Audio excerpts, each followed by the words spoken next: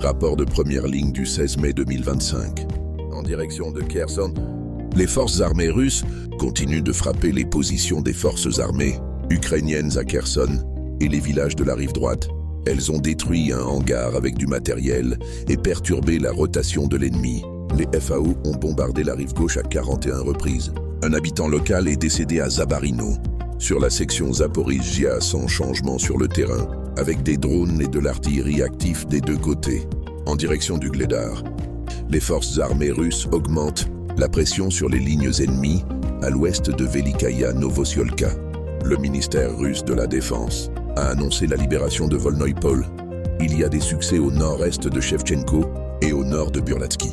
Les forces armées russes défrichent les plantations forestières au sud d'Otradny et se rapprochent progressivement de ses abords. À Bogatyr, les combats ont lieu au centre du village. Sur le flanc ouest du front Pokrovski, les combats se poursuivent le long de la frontière avec la région de Dniepropetrovsk. De violents combats ont lieu à Orekhovo, à l'ouest de Kotliarovka et le long de la ligne Novosergeevka, Novonikolaevka, Muravka. Mais le LBS reste relativement stable. À Udachny, Kotlino et Zverevo, des batailles locales ont lieu. Dans la région de Mirolyubovka et Malinovka, les forces armées russes nivellent la poche et avancent vers Novoekonomicheski.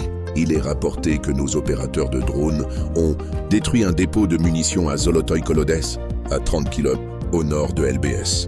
Il semble également que les attaques de drones sur l'autoroute Kramatorsk-Dobropoli ne soient pas rares. À l'ouest de Toretsk, les combats pour Novaya Poltavka se poursuivent.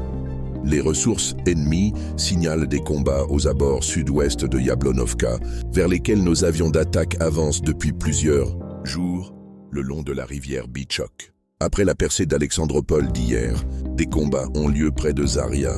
Des succès tactiques ont été enregistrés à Staraya Nikolaevka et à Romanovka. Au nord de Toretsk, les combats se poursuivent dans la zone du village de Dilevka et au nord de celui-ci. À Chazov-Yar, des batailles urbaines épuisantes se déroulent. Les chaînes ennemies signalent l'avancée des forces armées russes au sud et à l'ouest de l'usine réfractaire. Il existe également des rapports de combat dans la zone industrielle près de Stupochki, où nos combattants ont obtenu des succès tactiques. Dans la direction de Seversky, il y a des batailles de position à l'ouest de Belogorovka et dans la région de Verkhnekamenskoye. Il y a un calme relatif dans la direction de Kupiansk, bien que les batailles de position se poursuivent sur tout le périmètre.